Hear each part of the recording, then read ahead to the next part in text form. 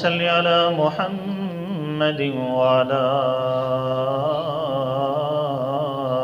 آل محمد كما صليت على إبراهيم وعلى آل إبراهيم إنك حميد مجيد اللهم بارك على محمد وعلى آل محمد كما باركت على إبراهيم وعلى آل إبراهيم إنك حميد مجيد أرسله بالحق بشيرا ونذيرا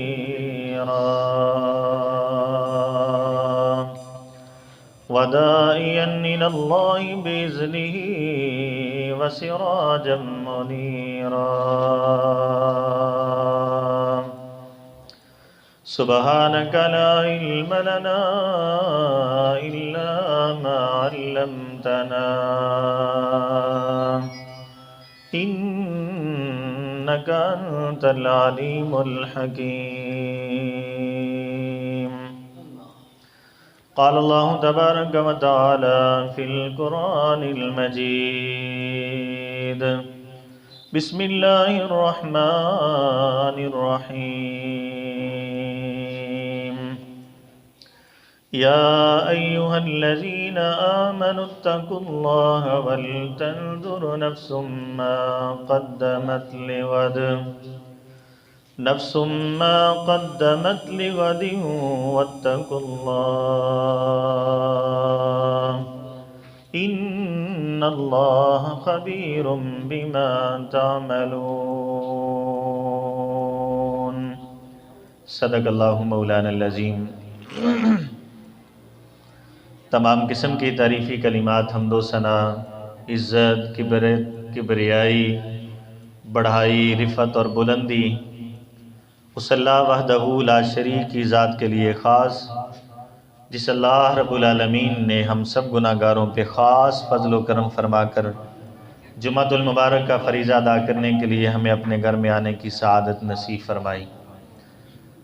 بے شمار لاتعداد انگنت درود و سلام امام الاولین والآخرین، امام الحرمین سید الثقلین، امام القبلتین، شفیع المذنبین، صادق الامین، رحمت للعالمین، آمنہ کے در یتیم، ساری کائنات کے سردار جناب محمد الرسول اللہ صلی اللہ علیہ وآلہ وسلم کی ذات گرامی پر۔ حضرات ذی وقار، اللہ تعالیٰ سے خاص دعا ہے اللہ تعالیٰ آج کی ہماری اس محفل کو ہم سب کے لیے بخشش اور نجات کا ذریعہ بنائے۔ اللہ تعالیٰ مجھے صحیح معنوں میں آسان لفظوں میں دین کی چند باتیں آپ تک پہنچانے کی توفیق عطا فرمائے، اور صحابہ کرام کی طرح اولیاء اللہ، بزرگان دین، ائمہ دین، محدثین، صلحاء اور شہداء کی طرح اللہ ہمیں عمل کی توفیق نصیب فرمائے۔ حضرات ذی وقار، اللہ تعالیٰ نے بہت تھوڑے عرصے کے لیے ہمیں دنیا میں بھیجا ہے۔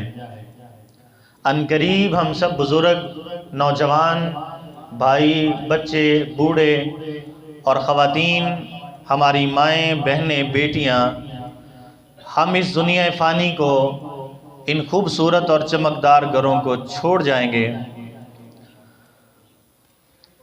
یہ گھر، یہ مکان، یہ کوٹھی، یہ بنگلے، یہ کارخانے اور یہ مارکیٹ اور یہ تجارتی منڈیاں، یہ سارا کچھ یہاں ہوگا۔ یہ علاقہ، یہ بستی، یہ فاطمہ الزہرا مسجد، یہ مسجد کی صفیں، یہ سارا کچھ یہاں ہوگا، لیکن ایک وقت آئے گا کہ ہم یہاں پہ نہیں ہوں گے۔ حضرات، یہ کوئی باتیں بنی بنائی نہیں، یہ حقیقت پہ مبنی جو الفاظ ہیں جو آپ کے سامنے ذکر کر رہا ہوں۔ حضرات، ان صفوں پہ ہم نہیں ہوں گے، کوئی اور ہوگا۔ اس مسجد میں ایک وقت آئے گا ہم نہیں ہوں گے، ہم کے بعد کوئی اور ہوگا۔ ایون کہ یہاں پہ خطبہ دینے والا بھی کوئی اور ہوگا، اور سامنے بیٹھ کر سننے والے بھی کوئی اور ہوں گے۔ جن گھروں کے اندر آج ہم رہائش پذیر ہیں، ایک وقت آئے گا کہ ان گھروں کے اندر ہم نہیں ہوں گے، ہماری جگہ پہ کوئی اور ہوگا، پہلے یہاں پہ کوئی اور تھا، پھر کچھ اور۔ یہ دنیا کائنات کے اندر یہ آنے کا سلسلہ جاری ہے، اور ہر شخص اپنی اپنی باری پہ واپسی کا سفر بھی جاری ہے۔ جو پیدا ہوا ہے اسے مرنا ضرور ہے، اور جو اس دنیا میں آیا ہے اسے جانا ضرور ہے۔ حضرات باقی صرف اللہ رب العالمین کی ذات ہے، ہمیشہ صرف اللہ ہے، ہمیشہ قائم رہنا صرف اللہ تعالیٰ نے ہے۔ یہ وزیر، یہ مشیر، یہ سب جا رہے ہیں، یہ سرمایہ دار، یہ تاجر، یہ جاگیردار، یہ وڈیرے، سب جا رہے ہیں۔ اور یہ بات یاد رکھیں کہ امیر غریب سب جا رہے ہیں اور سب نے جانا ہے۔ کل من علیہا فان، رب کا قرآن ہماری رہنمائی کر رہا ہے کہ لوگوں تمہیں کیا ہو گیا ہے، تمہارا رب ہی ہمیشہ رہنے والا ہے۔ اس دنیا کائنات کے اندر جو کچھ تمہیں نظر آ رہا ہے، یہ تمہارا وجود جسے صبح شام دیکھتے ہو، جسے ایک منٹ کے بعد آئینے میں دیکھتے ہو، جسے سارا دن سنوارتے ہو، یہ وجود بھی مٹی ہے، یہ فانی ہے، اور اس وجود کے اوپر خرچ کرنے والی جتنی بھی نعمتیں ہیں وہ ساری نعمتیں فانی ہے۔ یہ آسمان جو تمہیں بڑا مضبوط نظر آ رہا ہے یہ بھی فانی ہے، یہ زمین جو تمہیں بڑی مضبوط نظر آتی ہے یہ بھی فانی ہے، جن گھروں کو تم بنا رہے ہو بڑی مضبوطی کے ساتھ بنا رہے ہو حضرات یہ گھر بھی فانی ہے۔ حضرات کل من علیہا فان، اللہ فرماتے ہیں قرآن ہماری رہنمائی کر رہا ہے، یہ انسان بندہ یہ بھی فانی ہے، بندے کے بنائے ہوئے رشتے بھی فانی ہیں، اور بندے کے بنائے ہوئے گھر بھی فانی ہے، اور بندے کا جمع کیا ہوا تجارتی مال وہ بھی فانی ہے، اور جو بندے نے سونا چاندی جمع کر رکھا ہے وہ بھی فانی ہے۔ حضرات ایک وقت مقرر ہے، ہم نے اس وقت پہ دنیا فانی کو چھوڑ کے چلے جانا ہے۔ آسمان کا رب ہماری رہنمائی کر رہا ہے، وَلَن يُؤَخِّرَ اللَّهُ نَفْسًا إِذَا جَاءَ أَجَلُهَا۔ اے انسان تمہیں کیا ہو گیا ہے، تم اپنی منزل کو کیسے نظر انداز کیے بیٹھے ہو؟ تم نے اپنی محنت کا میدان کیوں بدل لیا ہے؟ تم نے اپنی محنت کا میدان تبدیل کیسے کر لیا ہے؟ تم کس غفلت کے اندر زندگی گزار رہے ہو؟ وَلَن يُؤَخِّرَ اللَّهُ، جب کسی کا وقت آ جاتا ہے اس وقت سے پھر ایک لمحہ بھی تاخیر ہو سکتی۔ ایمان سے بتائیے، میں آپ سے سوال کر رہا ہوں، جو اللہ تعالیٰ نے میری اور آپ کی سانسیں لکھ دی ہیں، جو عمر مقرر کر دی ہے، جو سال طے کر دیے ہیں، وہ سانسیں جو اللہ نے لکھی ہے، ہم میں سے کوئی شخص اپنی لکھی ہوئی سانس سے ایک سانس بھی اوپر جا سکتا ہے؟ بتائیے کیا جواب ہے؟ نہیں۔ ایک پل بھی اپنی سانسوں سے آگے جا سکتے ہیں؟ اپنی زندگی سے ایک لمحہ پہلے دنیا سے جا سکتے ہیں؟ ایک لمحہ بعد؟ جو وقت اللہ نے مقرر کر دیا ہے اس سے آگے پیچھے ہو سکتے نہیں۔ اس پہ ایمان کی ضرورت ہے، اس پہ یقین کی ضرورت ہے حضرات، اس پہ یقین کرنے کی ضرورت ہے۔ امام ترمذی اپنی صحیح جامع ترمذی کے اندر حدیث کو لائے ہیں، اور حدیث کیا ہے کہ رسول کریم صلی اللہ علیہ وسلم نے ایک دن صحابہ کو جمع کر کے فرمایا، میرے صحابہ، پہلے انبیاء ان کی عمریں بہت زیادہ ہوا کرتی تھی، اور ان کے اصحاب، ان کی امتیں، ان کی بھی عمریں زیادہ ہوا کرتی تھی، لیکن میرے صحابہ میری امت کی جو عمر ہے وہ زیادہ کوئی لمبی چوڑی نہیں، 60 سے 70 سال کے درمیان میری امت کے لوگوں کی عمر ہے۔ اوسط عمر جو ہے وہ 60 سے 70 سال کے درمیان ہے۔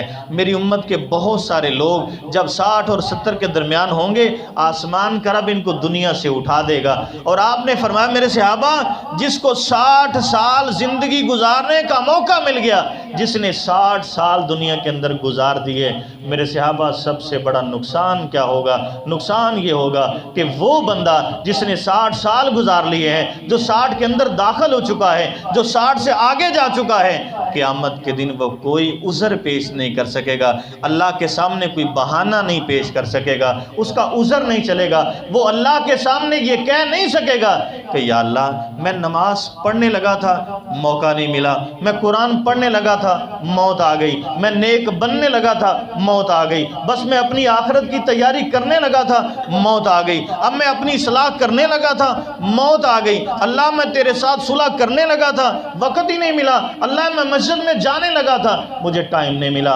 اللہ میں اپنے گناہوں کی معافی مانگنے لگا تھا، بس ٹائم ہی نہیں ملا، اللہ میں قرآن کو اپنی زندگی کا حصہ بنانے لگا تھا، ٹائم ہی نہیں ملا، میں اپنی آخرت کی تیاری، اپنے حساب کو آسان کرنے لگا تھا، اللہ مجھے ٹائم نہیں ملا۔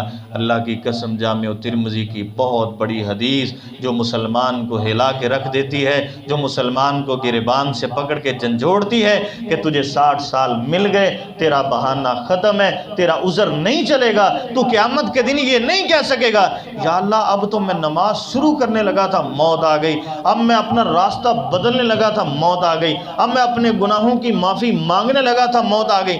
فرمایا یہ بہانے نہیں چلیں گے۔ حضرات یہاں ایک رک کے سوال کرتا ہوں، ہم میں سے کتنے ہیں جو 60 کے قریب پہنچ چکے ہیں؟ ہم میں سے کتنے ہیں جو 60 کے ہندسے کے اندر داخل ہو چکے ہیں؟ اور ہم میں سے کتنے ہیں جو 60 سے اوپر جا چکے ہیں، جو اضافی ٹائم چل رہا ہے، جو بونس کے اوپر چل رہے ہیں؟ حضرات 100 سال بھی زندگی مل جائے، آخرکار کیا ہے؟ موت کا نظام چل رہے ہیں۔ 100 سال بھی زندگی گزار لیں، موت کا جام پینا ہے، موت کے دروازے سے گزرنا ہے، موت کی وادی سے گزرنا ہے۔ ہم یہاں دیکھیں ہمارے عزیز و اقارب، ہمارے آباء و اجداد کہاں پہ تھے؟ یہاں پہلے کوئی اور رہا کرتا تھا، آج ہم ہیں، ایک وقت آئے گا ہم نہیں ہوں گے، یہاں پہ کوئی اور ہوگا۔ حضرات میں آگے بیان کرتا چلوں، پھر یہاں سے ہم نے جانا ہے، یہ بات پکی ہے، رب کے قرآن نے ہمیں ہماری رہنمائی کی ہے۔ فرمایا کل من علیہا فان، ہر چیز فانی ہے، تیرا غرور بھی فانی ہے، تیرا حسن و جمال بھی فانی ہے، یہ تیری طاقت بھی فانی ہے، یہ تیرا چہرہ بھی فانی ہے، اور تیرے دل کے اندر پیدا ہونے والی خواہشات بھی فانی ہے، ہمیشہ اللہ نے رہنا ہے۔ حضرات اس کے بعد کیا ہے؟ کامیاب۔ کامیاب کون ہے؟ آج کامیاب کون ہے؟ ہم کسے سمجھتے ہیں؟ کامیاب وہ ہے جس کا نظام چل گیا ہے، کامیاب وہ ہے جس کا سسٹم بن گیا ہے۔ کامیاب کون ہے؟ جو سرکاری نوکری جسے مل گئی ہے، کہتے ہیں نا اچھا اس کو سرکاری نوکری مل گئی ہے، اب اس کو پریشان ہونے کی ضرورت نہیں، اب اسے گھبرانے کی ضرورت نہیں، آندھی آئے طوفان آئے، رات ہو اندھیرا ہو، اس کو تو نوکری پہ ملنی ہے، اس کو سیلری ملنی ہے، اس کا نظام تو چل گیا ہے، اس کا کچن بند نہیں ہوگا۔ میرے بھائی کامیاب وہ نہیں ہے جس کو نوکری مل گئی ہے، کامیاب وہ نہیں ہے جس نے اپنی دکان کا نظام چلا لیا ہے، کامیاب وہ نہیں ہے جس نے ایک فیکٹری کی جگہ 2 بنا لی ہے، کامیاب وہ نہیں ہے جس نے کارخانے کے نظام کو سیدھا کر لیا ہے۔ اللہ کی قسم مسلمان کی کامیابی وہ ہے، سب سے بڑا کامیاب اور کامران مسلمان وہ ہے جس نے اپنی جنت کو تیار کر لیا ہے، اپنی آخرت کو تیار کر لیا ہے۔ کامیاب مسلمان وہ ہے جس نے اپنے حساب کو آسان کر لیا ہے، جس نے تقوی کی زندگی پہنا لی ہے۔ کامیاب وہ ہے جو اتباع رسول کے راستے پہ آ گیا ہے۔ کامیاب وہ ہے جس نے اپنے اللہ کے سامنے کھڑا ہونے کی تیاری کر لی ہے، اور کامیاب وہ ہے جس نے اپنی قبر کو روشن کر لی ہے۔ کامیاب وہ ہے جس نے اپنے آپ کو اس دنیا میں حضور صلی اللہ علیہ وسلم کی سفارش کا مستحق بنا لیا ہے۔ کامیاب وہ ہے جس نے اس دنیا میں رہتے ہوئے اپنے آپ کو حوض کوثر کا مستحق بنا لیا ہے۔ کامیاب وہ ہے جس نے اللہ سے جنت کو خرید لیا ہے۔ حضرات ادخل الجنہ فقد فاز، رب کا قرآن ہماری یہاں پہ رہنمائی کر رہا ہے۔ کامیاب وہ نہیں ہے جس کو وزارت مل گئی ہے، کامیابی وزارت کا ملنا نہیں ہے، کامیابی کرسی کا ملنا نہیں ہے، کامیابی گھر کو بنانا نہیں ہے، کامیابی اپنی خواہشات کو پورا کرنا نہیں ہے۔ ادخل الجنہ فقد فاز، مسلمان میں سب سے بڑا کامیاب وہ ہے جو اللہ کی جنت کا وارث بن گیا ہے اور اس نے اس دنیا میں جہنم سے آزادی پا لی ہے۔ حضرات یہ دنیا سب دھوکے کا سامان ہے، یہ دنیا آج ہے یہ کل نہیں ہوگی۔ بہت بڑا سردار اور بہت بڑا سرمایہ دار، پوری دنیا پہ قبضہ کرنے والا سکندر اعظم جب دنیا سے جا رہا ہے، اللہ کی قسم اپنے غلاموں کو کہتا ہے جب مجھے کفن پہنایا جائے تو میرے ہاتھوں کو کفن سے باہر رکھنا ہے۔ انہوں نے کہا حضرت یہ کیوں؟ یہ تو ایک طریقہ چلتے آ رہا ہے، پورے انسان کی میت کو کفن کے اندر باندھ دیا جاتا ہے، اس کے چہرے کو بھی چھپا دیا جاتا ہے، اور تم کہتے ہو کہ میرے ہاتھوں کو کفن سے باہر رکھنا۔ انہوں نے کہا حضرت میں سبق دینا چاہتا ہوں۔ انہوں نے کہا یہ پہلی بار سنا ہے کہ مردہ بھی سبق دیتا ہے، میت بھی سبق دیتی ہے، لوگ تو زندہ آج سبق نہیں دے رہے، آپ مرنے کے بعد سبق دیں گے۔ کہا میری میت بھی لوگوں کے لیے سبق کا باعث بنے گی، اور کہا میرے ہاتھ باہر رکھنا۔ کہا ہاتھ باہر کیوں رکھنے ہیں؟ کہا اس لیے کہ میرے جنازے پہ آنے والے لوگ دیکھ لیں کہ پوری روئے زمین پہ حکومت کرنے والا سکندر جب وہ بھی دنیا سے جا رہا ہے تو وہ بھی خالی ہاتھ دنیا سے جا رہا ہے۔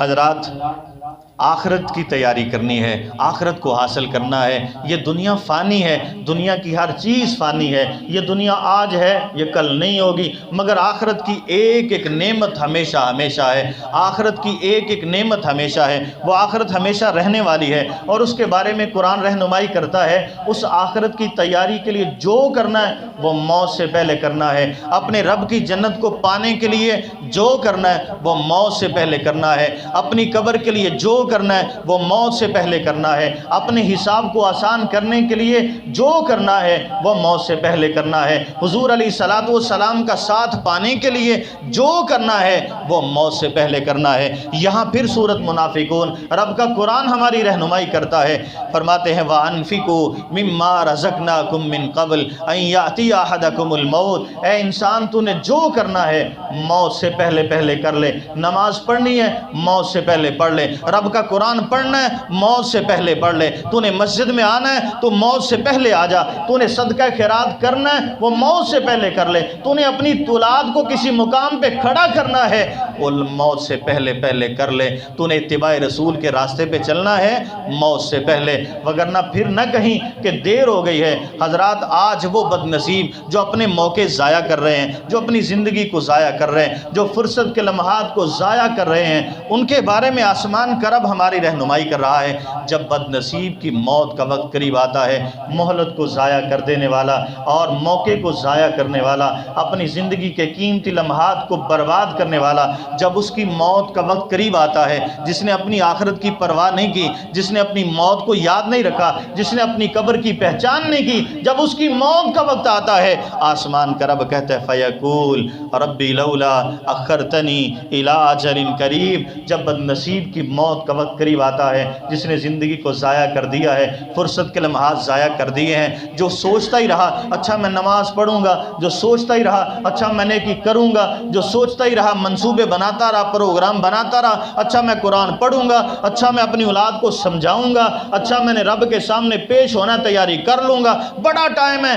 فرمایا جب اس کی موت کا وقت قریب آتا ہے، وہ روتا ہے، چیختا ہے، چلاتا ہے، اللہ سے کہتا ہے اللہ مجھے مہلت دے، میں نماز پڑھ لوں، اللہ مجھے مہلت دے، میں تیرا قرآن پڑھ لوں، اللہ مجھے مہلت دے، میں اپنے گناہوں کی معافی مانگ لوں، اللہ مجھے مہلت دے، میں صدقہ خیرات کر لوں، اللہ مجھے مہلت دے، میں اپنے حساب کو آسان کر لوں، اللہ مجھے مہلت دے، میں اپنی قبر کے لیے کچھ سامان تیار کر لوں۔ آسمان کا رب آواز ہے کہ کہتا ہے بدبخت اور بد نصیب، تجھے زندگی میں بے شمار موقع دیے، تو نے سارے موقع کو ضائع کر دیا ہے۔ اور میرے بھائی دیکھنا کہیں ہم موقع ضائع کرنے والوں میں شامل نہ ہو جائیں، فرصت کے لمحات کو ضائع کرنے والوں میں شامل نہ ہو جائیں، مہلت کو ضائع کرنے والوں میں شامل نہ ہو جائیں۔ حضرات آگے بڑھتے ہیں، امام بخاری اپنی صحیح بخاری کے اندر حدیث کو لائے ہیں۔ حدیث بیان کرنے والے حضرت عبداللہ بن عمر رضی اللہ تعالیٰ فرماتے ہیں اذا امسیت فلا تنتظر الصباح۔ اللہ تعالیٰ کے رسول صلی اللہ علیہ وسلم اپنی امت سے مخاطب ہو کے کہتے ہیں میری امت کے لوگوں تم کیسے غفلت کی زندگی بسر کر رہے ہو، تم نے اپنی موت سے کیسے جان چھڑا لی، تم نے اپنی موت کو نظر انداز کیسے کر دیا ہے، تم تو تھوڑے دنوں کے لیے آئے ہو۔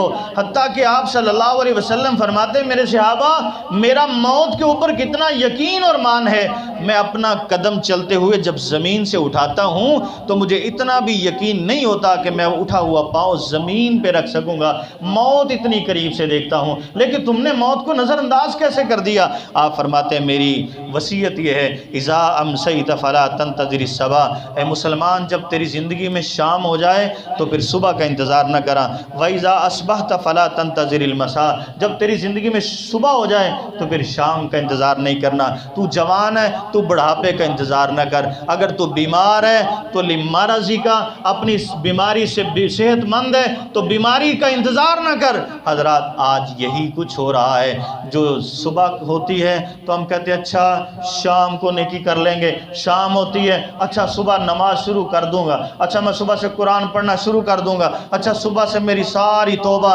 اللہ کی قسم آج قبرستان میں ہزاروں لوگ دفن ہیں جو کہتے تھے میں صبح کے بعد نماز شروع کروں گا، مگر اس کی زندگی نے صبح نہیں دیکھی۔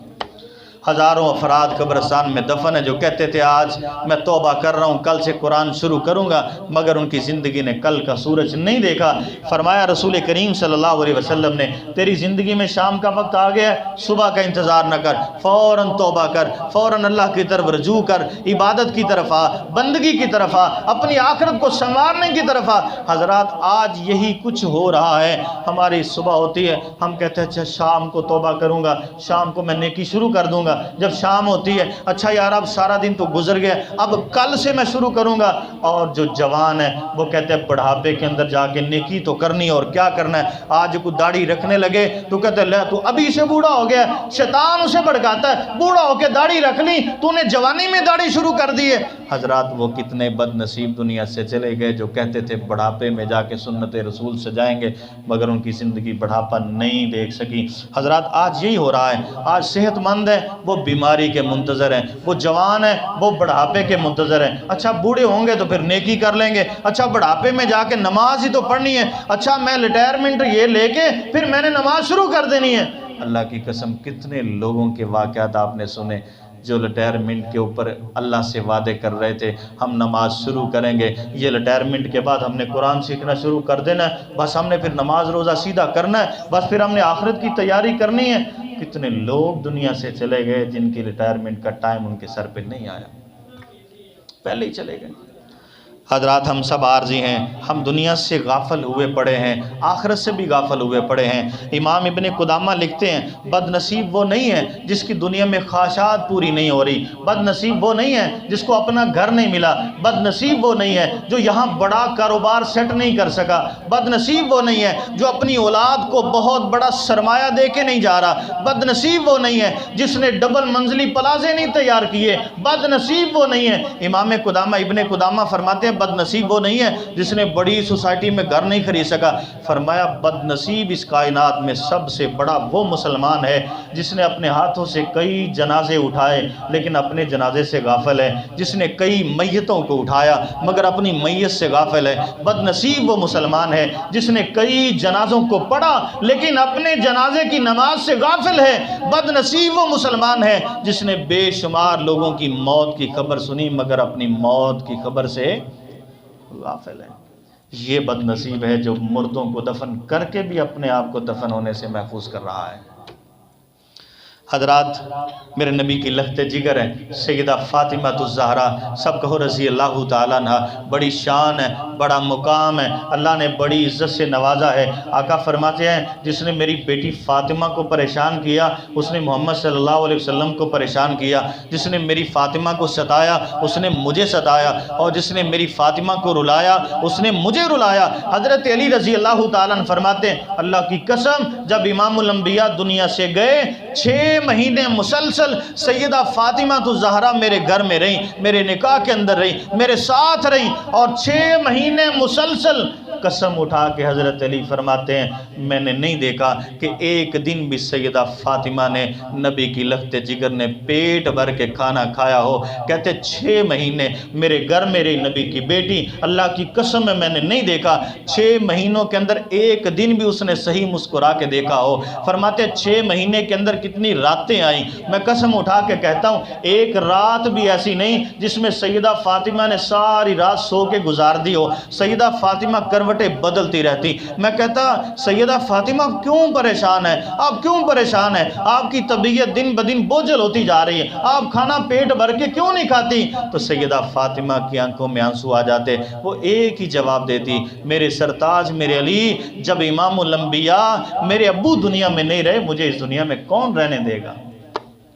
جب میرے ابو اس دنیا میں نہیں رہے میں کیسے رہوں گی؟ میرے ابو دنیا سے چلے گئے ہیں میں کیسے پیٹ بھر کے کھانا کھا سکتی ہوں؟ میرے ابو دنیا سے چلے گئے میں کیسے مسکرا سکتی ہوں؟ میرے ابو دنیا فانی کو چھوڑ کے چلے گئے میں ساری رات سو کے کیسے گزار سکتی ہوں؟ آج اللہ کی قسم کتنے بد نصیب یہاں پہ موجود ہیں جنہوں نے اپنے باپ کو اپنے ہاتھوں قبر میں اتارا ہے مگر ساری رات سو کے گزار دیتے ہیں، پیٹ بھر کے کھا بھی رہے ہیں، ہنس رہے ہیں، مسکرا رہے ہیں، ان کی زندگی چل رہی ہے لیکن ان کی زندگی میں قرآن نہیں چل رہا۔ کتنے لوگ ہیں جنہوں نے اپنی ماں کو اپنے ہاتھوں دفن کیا ہے، ان کی زندگی چل رہی ہے لیکن ان کی زندگی میں قرآن نہیں چل رہا، ان کی زندگی چل رہی ہے لیکن ان کی زندگی کے اندر نماز، روزہ، حج، زکوٰۃ، اللہ کی عبادت نہیں چل رہی، باقی سارا کچھ چل رہا ہے۔ سیدہ فاطمہ الزہرا رضی اللہ تعالیٰ عنہ ایک ہی جواب دیتی، جب میرے ابو دنیا میں نہیں رہے مجھے کون رہنے دے گا؟ میرے ابو مجھے کہہ کے گئے تھے، بیٹی فاطمہ جلد سب سے پہلے جنت کے اندر تیری میری ملاقات ہوگی،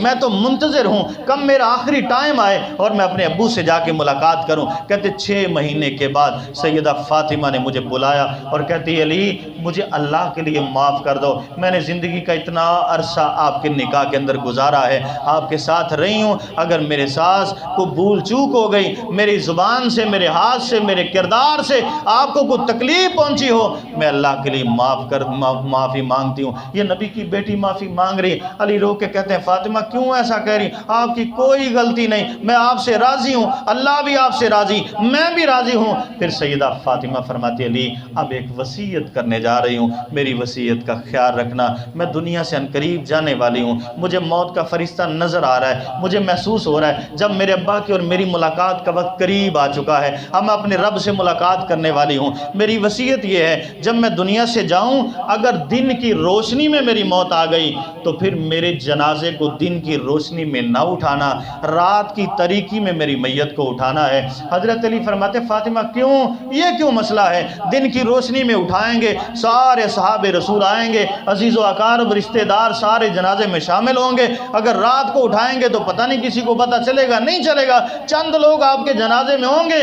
تو سیدہ فاطمہ فرماتے علی میرے دل کی خواہش یہ ہے، میں چاہتی ہوں کہ فاطمہ جب دنیا سے جائے، اس کی میت قبرستان کے اندر جا رہی ہو تو نبی کی بیٹی کی میت پر بھی کسی غیر بندے کی نظر نہ پڑے۔ اللہ سے دعا کرو ہاتھ اٹھا کے، یا اللہ یہ غیرت، یہ حیا، یہ شرم مردوں کو بھی نصیب فرما اور مسلمان عورتوں کو بھی نصیب فرما۔ اللہ کی قسم آج یہ غیرت مر گئی ہے، مر کھپ گئی ہے، یہ غیرت تو نام و نشان نہیں رہا مسلمان کے پاس، پتہ نہیں کہاں چلے گی یہ غیرت، یہ مر کھپ گئی ہے، فنا ہو گئی ہے۔ آج اچھے بلے دیندار لوگ نمازی پتہ کیا کہتے ہیں؟ وہ جی پردہ جو ہے نا وہ تو دل کا ہوتا ہے۔ سیدہ فاطمہ کو نہیں پتا تھا کہ پردہ کس چیز کا ہوتا ہے، نبی کی بیٹی کو نہیں پتا تھا۔ آج تمہیں 1450 سال بعد پتا چلا ہے کہ پردہ تو دل کا ہوتا ہے، پردہ وجود کا نہیں ہوتا، پھر یہ کپڑے بھی اتار دے پردہ تو دل کا ہے۔ آج ہماری خواتین اللہ کی قسم یہودی اور عیسائی مسلط ہیں، اور آج فیشن کے اندر ہمیں اتنا غرق کر دیا ہے۔ آج ہماری نوجوان بیٹیاں، ہماری مائیں، ہماری بہنیں اتنا میک اپ کرنا چاہتی ہیں، ان کا بس نہیں چلتا۔ یہ رنگ روگن کرنے والے برش نہیں ہوتے بڑے بڑے، ان کے ساتھ یہ میک اپ کر کے بازار میں نکلیں، یہ بس نہیں چل رہا۔ اللہ ہمیں ہدایت کا نور نصیب فرمائے۔ میرے آقا صلی اللہ علیہ وسلم نے دوپہر کو آرام فرمایا کرتے، دوپہر کو آرام کرنا نا حضور کی سنت ہے، کبھی کبھی آرام کیا کرو 2-4 منٹ 10 منٹ، دوپہر کو لیٹ جایا کرو، یہ حضور کی سنت ہے۔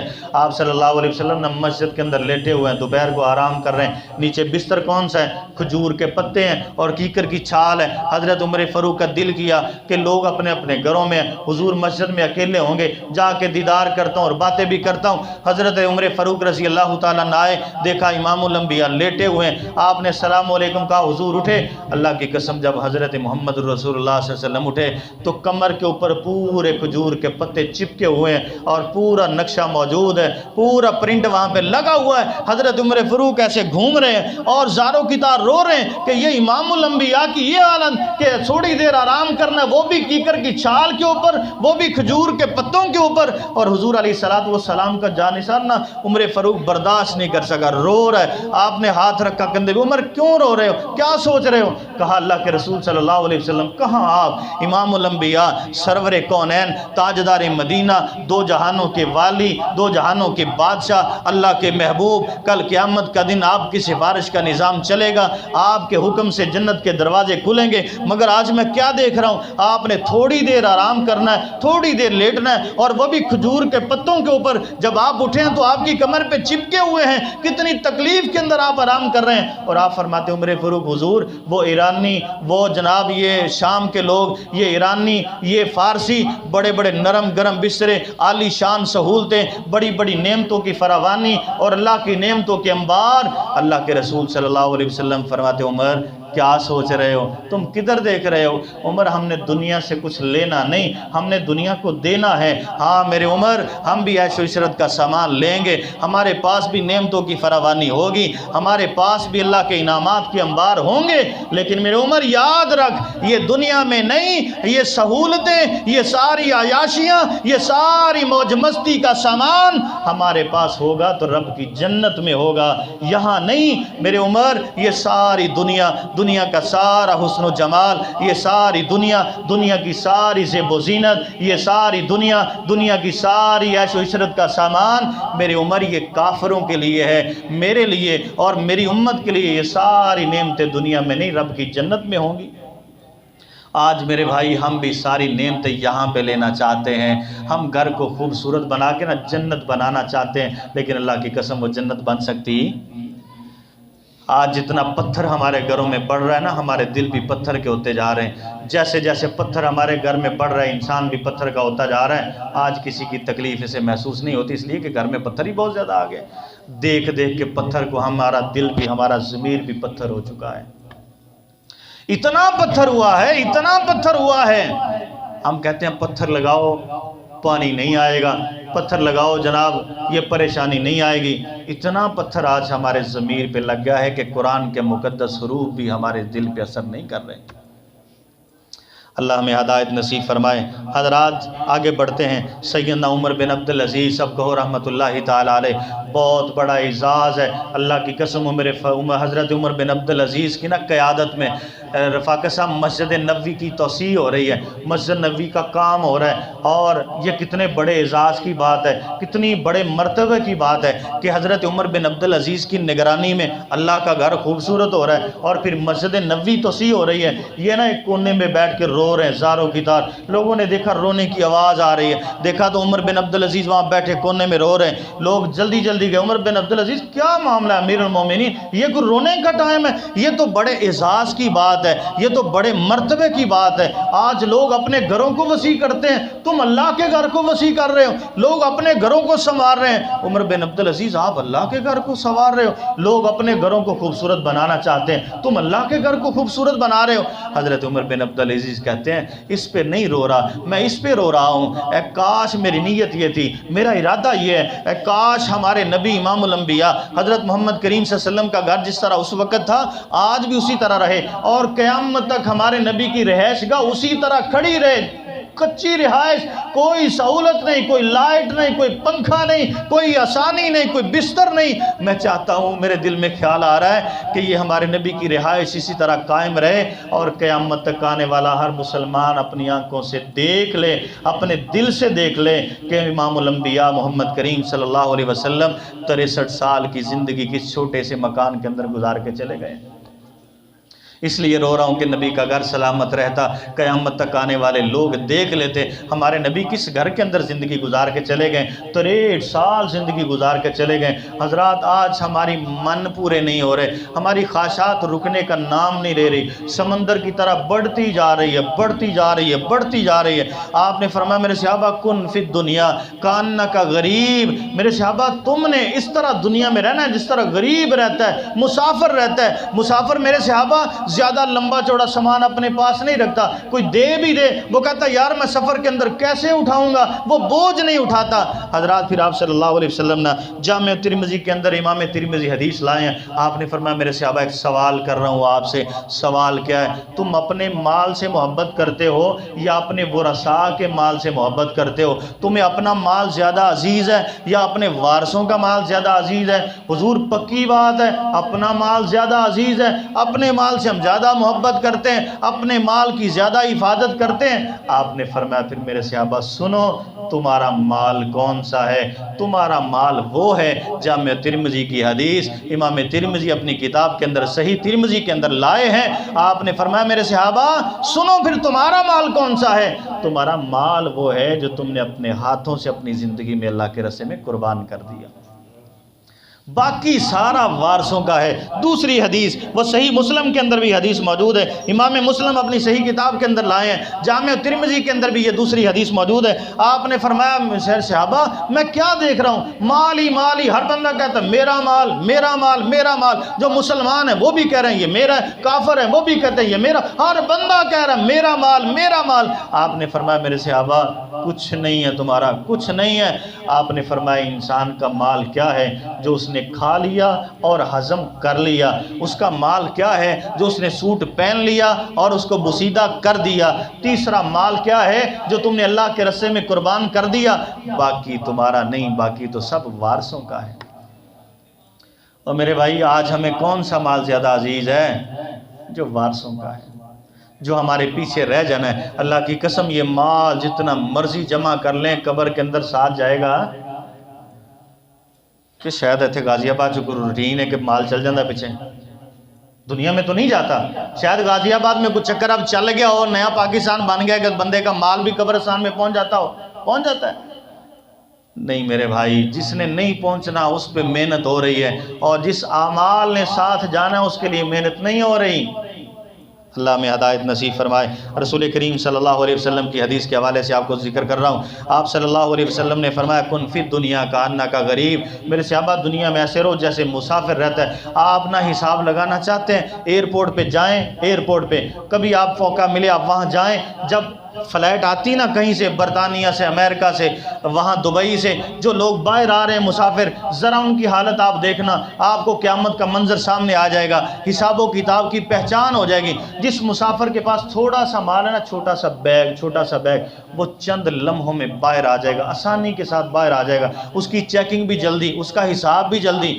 اور جس کے پاس مال و دولت بہت زیادہ ہے، جس کے پاس سامان بہت زیادہ ہے، جس کے پاس 4-5 بیگ ہے نا سامان کے، اللہ کی قسم وہ باہر جلدی نہیں آتا، اس کا حساب بہت لمبا ہے، اس کی چیکنگ بہت لمبی ہے، اسے دیر سے موقع ملتا ہے، دیر سے اسے چھٹی ہوتی ہے۔ باہر کھڑے عزیز و اقارب وہ بیچارے پریشان ہو جاتے ہیں، باہر انتظار کر کے تھک جاتے ہیں، لیکن جب آتا ہے تو کیا آپ کیوں اتنی دیر لگا؟ کوئی سامان اتنا تھا، حساب ہو رہا تھا۔ اور میرے بھائی یہی قیامت کا حساب ہے، جس کے پاس جتنا مال زیادہ اس کا حساب بھی اتنا زیادہ ہے۔ آئیے معراج کی ایک حدیث آپ کے سامنے ذکر کرتا ہوں۔ حضرت ابو امامہ رضی اللہ تعالیٰ راوی ہیں حدیث کے، دخلت الجنہ، آپ نے فرمایا میرے صحابہ جب میں جنت میں داخل ہوا نا تو میں نے جنت کے اندر جھانک کے دیکھا تو مجھے وہاں کیا نظر آیا؟